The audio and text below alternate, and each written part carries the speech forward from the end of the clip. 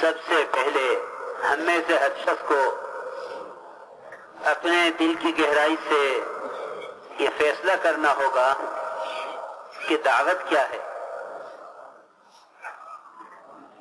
اس لیے کہ اس زمانے میں جس طریقے سے بھی دین کی بات کو دوسرے تک پہنچا دیا جائے، لوگ سمجھتے ہیں کہ ہم نے بات پہنچا دی ہے، ہدایت اللہ کے ہاتھ میں ہے. بات کا پہنچانا تبلیغ نہیں ہے، بات کا پہنچانا تبلیغ نہیں ہے. محمد صلی اللہ علیہ وسلم اور آپ کے صحابہ کے طریقے اور ان کے جذبے کا پابند ہو کر دین کو امت تک عملی طور پر پہنچانا، اس کو دعوت و تبلیغ کہتے ہیں. میری بات کی طرف پوری توجہ دینا. اس زمانے میں ہر طریقہ تبلیغ دعوت بن گیا ہے کہ جس طرح چاہو بات پہنچا دو، بات کا پہنچا دینا کافی ہے. نہیں، بالکل نہیں. دعوت اور تبلیغ کہتے ہیں محمد صلی اللہ علیہ وسلم اور آپ کے صحابہ کے طریقے اور ان کے جذبے کا پابند ہو کر اللہ کے بندوں تک عملی دین پہنچانا، اس کو دعوت کہتے ہیں. اسی لیے فرمایا اللہ رب العزت نے کہ اس سے اچھا دین ہو کس کر سکتا ہے جو دعوت اور عبادت دونوں کو جمع کر لے. میں صراحتاً عرض کر رہا کہ امت پورے دین کو لے کر عملی طور پر حرکت میں آئے. امت پورے دین کو لے کر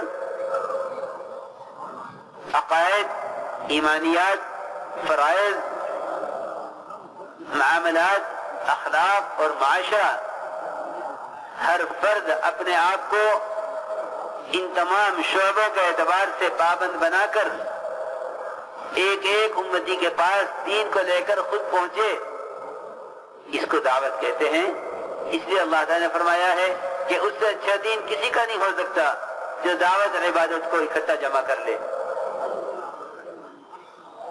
میں دوبارہ عرض کرتا ہوں وضاحت کے ساتھ کہ امت تک دین کو پہنچانے کا جو سنت طریقہ ہے، اس سنت طریقے کا خدا کی قسم دعوت اللہ کے بغیر، دعوت اللہ کے علاوہ کوئی اس کا متبادل نہیں ہے. کوئی اس کو متبادل نہیں ہے. کیوں؟ اس لیے کہ دین کی نصرت، اللہ رب العزت نے دین کی نصرت کو دعوت کے ساتھ لازم کیا ہے. انفرادی عبادات کے ساتھ دین کی نصرت نہیں ہے. انفرادی عبادات دین کی نصرت نہیں ہے، بلکہ اپنے دین کو لے کر صحابہ کرام اور محمد صلی اللہ علیہ وسلم کے جذبے اور ان کے طریقے کا پابند ہو کر دین کو لے کر پھرنا، یہی دین کی نصرت ہے. مولانا الیاس صاحب رحمۃ اللہ کا ملفوظ ہے کہ اپنی ذات سے عبادت کر لینا، میری نماز، میرا روزہ، میرا حج، میری زکوٰۃ، میرا ذکر، میری تلاوت، میرے انفرادی اعمال، میری صداقت، میری امانت، بے شک یہ دین ہے، اس سے انکار نہیں ہے. لیکن انفرادی عبادت اور انفرادی زندگی کا بنا لینا یہ دین کی نصرت نہیں ہے. ہمارے ریاست ملفوظات میں یہ چھپا ہوا ہے کہ اپنی ذات سے عمل کر لینا بے شک دین ہے، لیکن دین کی نصرت نہیں ہے. دین کی نصرت ہے، دین کی نصرت دعوت ہے، اور دعوت دین کو محمد صلی اللہ علیہ وسلم اور آپ کے صحابہ کے طریقے اور ان کے جذبے کا پابند ہو کر امت تک عملی دین کا پہنچانا، اس کو دعوت اور تبلیغ کہتے ہیں. یہ بات میں اس لیے عرض کر رہا کہ اس زمانے میں دین کی بات کے پہنچانے کے وہ آسان رواجی طریقے غالب آ رہے ہیں کہ جس میں امت سمجھتی ہے کہ اب نقل و حرکت کی کوئی ضرورت نہیں ہے، کیوں؟ اس لیے کہ نقل و حرکت بات کے پہنچانے کے لیے تھی، اور اب بات کے پہنچانے کی سہولتیں اور اس کے اسباب بہت مہیا ہو گئے ہیں۔ میں کہتا ہوں کہ اگر واقعی عند اللہ یہ ساری شکلیں دین کے پہنچانے میں معاون ہوتی تو انبیاء علیہ السلام اور صحابہ اس کے زیادہ اہل، زیادہ حقدار تھے کہ اللہ تعالیٰ سب سے پہلے ان کے لیے ان چیزوں کو مہیا فرماتے۔ آپ صلی اللہ علیہ وسلم انبیاء کے امام، اور انبیاء علیہ السلام روحانیت کے امام، لیکن اس سب کے باوجود آپ صلی اللہ علیہ وسلم کو حکم ہے کہ آپ کھڑے ہوئیے اور آپ خود جا کر دعوت دیجئے۔ اس لیے میرے دوستو عزیزو، یہ بات تو بطور فیصلے کے ہمیں اپنے دلوں کے اندر اتار لینی ہے کہ دعوت اور نقل و حرکت اس کا خدا کی قسم کوئی بدل نہیں ہے، اس کا کوئی بدل نہیں ہے، اس کا کوئی بدل نہیں ہے۔ اگر اس کا کوئی بدل مفید ہوتا، اللہ نہ کرے، مجھے دین کے شعبوں کا، اس بات سے دین کے شعبوں کا انکار نہیں ہے، بلکہ وہ دعوت جو واقعی محمد صلی اللہ علیہ وسلم اور آپ کے صحابہ کا طریقہ، ان کا جذبہ ہے، اگر وہ ہو تو دین کے شعبے لاکھ گنا درجہ ترقی کریں گے، کیونکہ دعوت دین کے شعبوں کے احیاء کے لیے ہے۔ لیکن کوئی شخص یہ سمجھے کہ نقل و حرکت کا کوئی متبادل ہو جائے، اللہ کے راستے کی نقل و حرکت کا کوئی متبادل نہیں ہے۔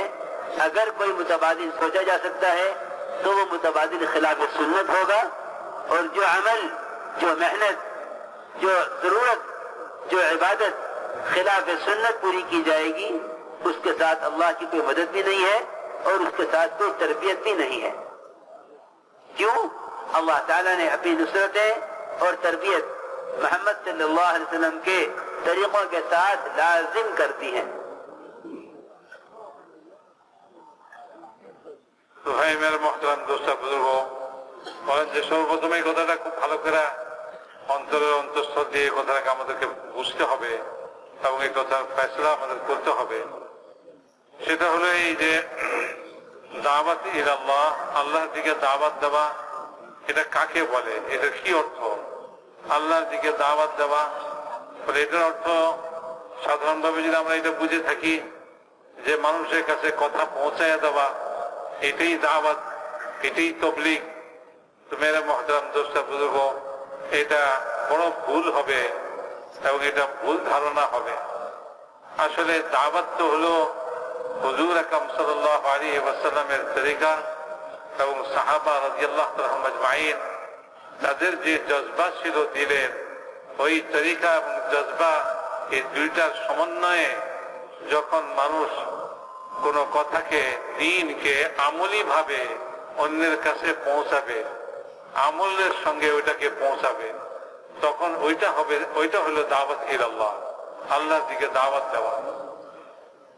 মানে আমরা এই কথা মনে না করি যে ভাই রেবাজি ভাবে যে কোনো ভাবে কথা পৌঁছে দিলেই দাওয়াত হয়ে গেল। বলে না, দাওয়াতের যেটা তরিকা, যেটার সঙ্গে আল্লাহ পাকের নুসরত এবং আল্লাহ পাকের সাহায্য যেটার সঙ্গে লাগা আছে, যেটার উপরে আল্লাহ তাআলার নুসরত নির্ভর করতেছে, সেটা তো হলো এই যে হুজুর আকরাম সাল্লাল্লাহু আলাইহি ওয়াসাল্লামের সুন্নাত তরিকা মোতাবেক এবং সাহাবাদের জজবা অনুসারে করে, যে তারা যে জজবার সঙ্গে দ্বীনকে অন্যের কাছে আমলি ভাবে পৌঁছেছেন, তো সেইভাবে যতক্ষণ পর্যন্ত পৌঁছানো না হবে ততক্ষণ পর্যন্ত এটাকে দাওয়াত ইলাল্লাহ বললে কোনো লাভ হবে না, এটার সঙ্গে আল্লাহ তাআলার কোনো সাহায্য নাই। মেরে মুহতারাম দোস্ত, আল্লাহ তাআলা স্বয়ং বলতেছেন যে তার চেয়ে কার কথা ভালো হবে, তার চেয়ে কার কথা উত্তম হবে, অথবা তার চেয়ে কার দ্বীন উত্তম হবে। বলে বলতেছেন তার চেয়ে কার দ্বীন উত্তম হবে, কে যে আমল এবং দাওয়াত এবং ইবাদতকে একত্রে করে, তার চেয়ে কার দ্বীন উত্তম হবে। অর্থাৎ ইবাদত এবং দাওয়াত দুইটা একত্রে করতে হবে। এই জন্য আমাদের ব্যক্তিগত জীবনে, আমাদের জীবনের যত লাইন আছে, সমস্ত লাইনে, চাই ইমানিয়াতের লাইন হোক, চাই আকায়েদের লাইন হোক, চাই এটা আমার ইবাদতের লাইন হোক, চাই এটা আমার আখলাকের লাইন হোক, চাই এটা আমার মুআমালাত মুআশারাতের লাইন হোক, যে কোনো লাইনের দিন বলে এইটা আমার জিন্দেগিতে প্রথম আমাকে নিতে হবে। এই সব জিনিসকে নিয়ে যখন আমি দাওয়াত ইলাল্লাহ হুজুর আকরাম সাল্লাল্লাহু আলাইহি ওয়াসাল্লামের তরিকা মোতাবেক, সুন্নাত মোতাবেক এবং হুজুর সাল্লাল্লাহু আলাইহি ওয়াসাল্লাম এবং সাহাবাদের যে জজবা ছিল, সেই জজবার সঙ্গে যখন এই দাওয়াতের মেহনত করবো, অন্যের কাছে পৌঁছাবো, তো সেটাকে বলা হবে যে দাওয়াত ইলাল্লাহর মেহনত, যেটার সঙ্গে আল্লাহ তাআলার গায়বী মদদ এবং সাহায্য লাগা আছে, ওটার সঙ্গে আল্লাহ তাআলার সাহায্য হবে। এবং এটাই হলো দ্বীনের নুসরত। মানে যে কোনো ভাবে আমার একটা মনে হলো যে এইভাবে পৌঁছায় দিলেই তো হয়ে গেল, এটা দ্বীনের নুসরত নয়। দ্বীনের নুসরত তো বলেই হলো এটাকে যে আমলি ভাবে হুজুর আকরাম সাল্লাল্লাহু আলাইহি ওয়াসাল্লামের তরিকা মোতাবেক, সাহাবাদের জজবা মোতাবেক যখন অন্যের কাছে দ্বীনের কথাকে পৌঁছাবো, তখন সেটা হবে দাওয়াত। তা নাহলে এমনি পৌঁছায় দেওয়া, এটার নাম দাওয়াত নয়। কেউ ওই কথা মনে করতে পারে, বলে ভাই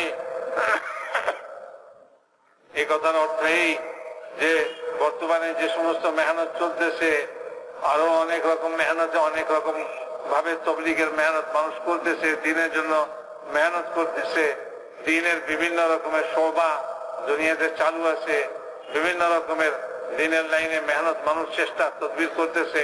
উনি বলেন যে এটাকে আমি ইনকার করতেছি না, আমি এটাকে অস্বীকার করতেছি না। আমার এই কথার অর্থ এই নয় যে আমি ওগুলিকে ইনকার করতেছি।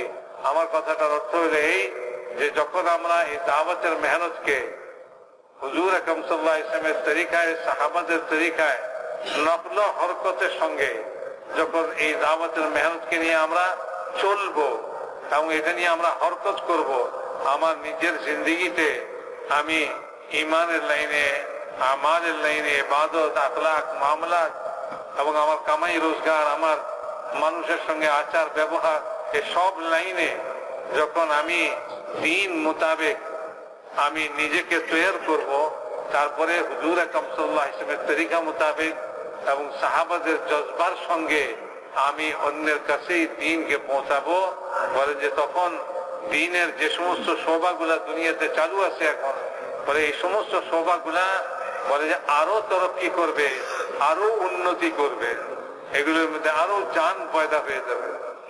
এই জন্য মেরা মুহতারাম দোস্তা বুজুর্গ উনি বলেন যে মৌলানা ইলিয়াস সাহেব রহমাতুল্লাহ আলাইহি মালফুজাতের মধ্যে এটা লেখা আছে যে এই দাওয়াতের মেহনত যেটা হবে সেটা হুজুর আকরাম সাল্লাল্লাহু আলাইহি ওয়াসাল্লামের তরিকা এবং সাহাবাদের জজবার সঙ্গে এই মেহনত হইতে হবে। এমনি নয় যে খালি পৌঁছায় দিলাম।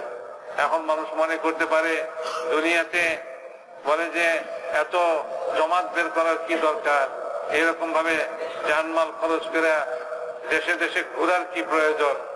এখন তো আল্লাহ তাআলা যথেষ্ট রকমের সহুলত এবং সহজ পদ্ধতি দিয়ে দিচ্ছেন, বিভিন্ন রকমের যন্ত্র, বিভিন্ন রকমের ব্যবস্থা, এসব কিছু তো আল্লাহ তাআলা করে দিচ্ছেন।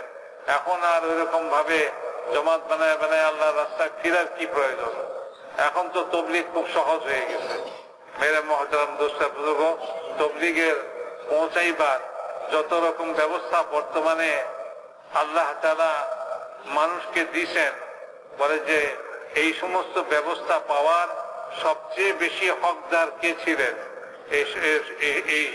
এই সমস্ত জিনিসগুলা পাওয়ার তবলিগের জন্য, দ্বীনের তবলিগের জন্য যদি এইটাই ব্যবস্থা হইতো, তাইলে এই ব্যবস্থা পাওয়ার সবচেয়ে বেশি হকদার তো সাইয়্যিদুল মুরসালিন হুজুর আকরাম সাল্লাল্লাহু আলাইহি ওয়াসাল্লাম, যিনি সমস্ত নবীদের সর্দার এবং যিনি সমস্ত নবীদের মধ্যে সবচেয়ে আফজাল। বলে যে তিনি এইটা পাওয়ার বেশি হকদার ছিলেন। কারণ তিনি যখন দাওয়াত দিবেন, ওনার জন্য আল্লাহ তাআলা এই সমস্ত ব্যবস্থা দিয়ে কেন করলেন না? ওনাকে কেন এই সমস্ত ব্যবস্থা দিলেন না আল্লাহ তাআলা যে আপনি এই সমস্ত ব্যবস্থা দিয়া আপনি তবলিগ করেন? অথচ আল্লাহ তাআলা স্বয়ং রাসূলুল্লাহ সাল্লাল্লাহু আলাইহি ওয়াসাল্লামকে হুকুম দিতেছেন যে আপনি উঠেন, অর্থাৎ আপনি উঠেন, এই কাজের জন্য আপনি হরকত করেন। তো রাসূলুল্লাহ সাল্লাল্লাহু আলাইহি ওয়াসাল্লামকে তো হরকত করাইতেছেন এই কাজের জন্য। আর আমরা যদি এই কথা মনে করে থাকি যে এই কাজের জন্য এখন এত হরকতের কি প্রয়োজন, এত চলাফেরা, এত জানমাল খরচ করে তবলিগে যাওয়ার, আল্লাহর রাস্তায় যাওয়ার কি প্রয়োজন, এখন তো সব রকমের ব্যবস্থা হয়ে গেছে। আল্লাহ তাআলা এই যুগে অনেক নতুন নতুন জিনিস দিয়ে দিয়েছেন, এরকম যে এখান থেকে কথা বললে ওখানে পৌঁছে যায়। তবলিগ তো ওই সমস্ত ব্যবস্থা আর ওই সমস্ত জিনিসের মাধ্যমেও তবলিগ হইতে পারে। এখন আর ওই সমস্ত জিনিস আবার এখন জামাত বানায়া সাহাবাদের মতন, সেই পুরানা যুগের মতন, হুজুর আকরাম সাল্লাল্লাহু আলাইহি ওয়াসাল্লামের সেই যুগের মতন এখন আবার এরকম হাইটা হাইটা মানুষের দ্বারে দ্বারে যে হরকত করে করে কেন দাওয়াত দিতে হবে? দাওয়াত দেওয়ার জন্য তো এখন অনেক মাধ্যম তৈরি হয়ে গেছে, যে সমস্ত মাধ্যমকে ব্যবহার করলে মানুষের কাছে কথা পৌঁছে দিতে পারে। তো মেরে মহতারাম দোস্ত বুজুর্গ, উনি বলেন যে পরিষ্কার ভাবে এই কথাটা আমরা বুঝে নেই খুব ভালো করে, যে এই সমস্ত প্রচার মাধ্যমের দ্বারা প্রচার করে দেওয়া এটাকে তবলিগ বলে না। তবলিগ বলেই হলো হুজুর আকরাম সাল্লাল্লাহু আলাইহি ওয়াসাল্লাম ওনার তরিকা অনুসারে সাহাবাদের যে জজবা ছিল, নবী করিম সাল্লাল্লাহু আলাইহি ওয়াসাল্লামের যে জজবা ছিল, যেই জজবার সঙ্গে যে দিলের যে মনের যে জজবা ভিতরে মনের ভিতরে হয়, বলে যে এই জজবা এবং ওই তরিকার সঙ্গে যতক্ষণ পর্যন্ত নকল হরকত না হবে, চলাফেরা না হবে, উঠা না হবে, এর জন্য দাঁড়ে দাঁড়ে যাওয়া না হবে, এর জন্য চলাফেরা না হবে, ততক্ষণ পর্যন্ত এটাকে দাওয়াত বলা যাবে না। আর ওই দাওয়াতের দ্বারা মেরে মহতরম দোস্ত দ্বীনের অন্যান্য সব সভাগুলা যে পুনরুজ্জীবিত হইতো, ওগুলি যে তরু তাজা হইতো, এটা কখনোই হবে না। এটা তো তখনই হবে যখন হুজুর সাল্লাল্লাহু আলাইহি ওয়াসাল্লামের তরিকায়, সাহাবাদের জজবায় নকল হরকতের সঙ্গে এই মেহনতকে করা হবে এবং নিজেকে দ্বীনের হার লাইনে সুসজ্জিত করে, ঈমান আকায়েদকে ঠিক করে, নিজের ইবাদতকে ঠিক করে, নিজের আখলাক মুআমালাত মুআশারাত এগুলিকে ঠিক করে যখন আমরা নিজেরা স্বয়ং নিজেদের জানমাল নিয়ে হরকত করব, তখন হবে হুজুর আকরাম সাল্লাল্লাহু আলাইহি ওয়াসাল্লামের তরিকা মোতাবেক দাওয়াত। আর এ কথা খুব ভালো করে বুঝে নেই যে আল্লাহ তাআলার যে সাহায্য, আল্লাহ তাআলা যে সাহায্য করবেন, বলে যে আল্লাহ তাআলা সাহায্য কিয়ামত পর্যন্তের জন্য আল্লাহ তাআলা এই কথা শিরোধার্য করে দিয়েছেন যে আল্লাহ তাআলার সাহায্য নবীর তরিকার সঙ্গে আল্লাহ তাআলা লাগাই দিয়েছেন। নবীর তরিকা ছাড়া কোন জিনিসের মধ্যে আল্লাহ তাআলার সাহায্য নেই।